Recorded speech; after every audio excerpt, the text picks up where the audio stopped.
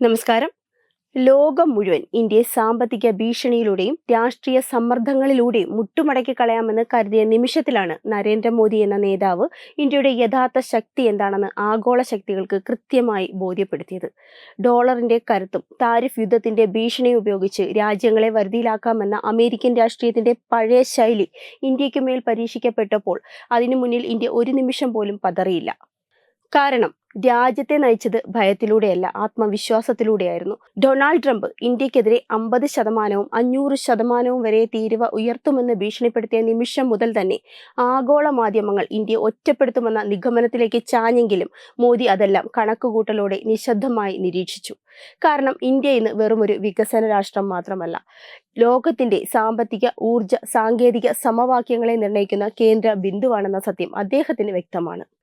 ലോകത്തിലെ ഏറ്റവും വലിയ ഉപഭോക്തൃ വിപണികളിലൊന്നായ ഇന്ത്യയെ ഒഴിവാക്കി ഒരു ആഗോള കോർപ്പറേഷന് മുന്നോട്ടു പോകാൻ കഴിയില്ല എന്ന യാഥാർത്ഥ്യം മോദി തന്റെ ഓരോ നീക്കത്തിലൂടെ ഓർമ്മിപ്പിച്ചു.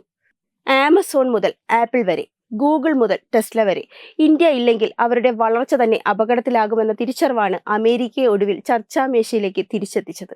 റഷ്യ ഉക്രൈൻ യുദ്ധം ലോകത്തെ രണ്ടായി പിളർത്തിയ സമയത്ത് പോലും ഇന്ത്യ വികാരാധീനമായ നിലപാടുകളിലേക്ക് വഴുതാതെ സ്വന്തം ഊർജ്ജ സുരക്ഷയും ദേശീയ താൽപര്യവും മുൻനിർത്തി എടുത്ത തീരുമാനങ്ങളാണ് ഇന്ന് ഇന്ത്യയെ ലോകം ആദരവോടെ കാണാൻ കാരണമായത്.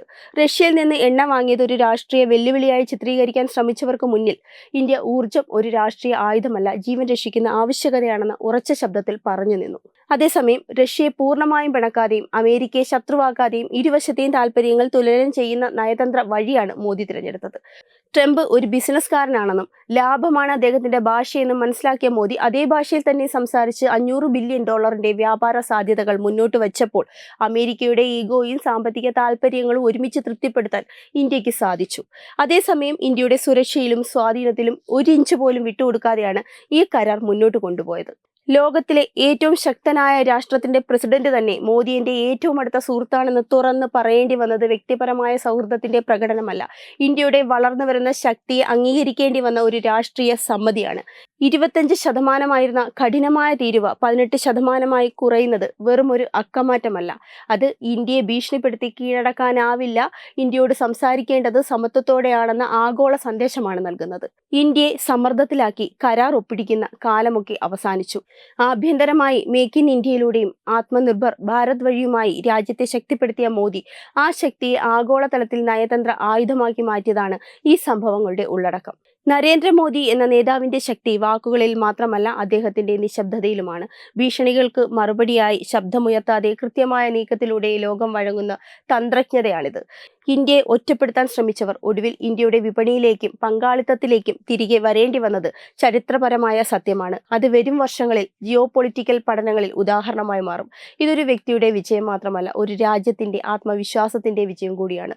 സ്വാതന്ത്ര്യത്തിനു ശേഷം പലതവണ ലോകത്തിന്റെ മുന്നിൽ വിശദീകരണങ്ങൾ നൽകേണ്ടി വന്ന ഇന്ത്യ ഇന്ന് ലോകത്തോട് തന്നെ തന്റെ നിബന്ധനകൾ പറഞ്ഞു നിൽക്കുന്ന നിലയിലേക്കാണ് ഉയർന്നിരിക്കുന്നത്.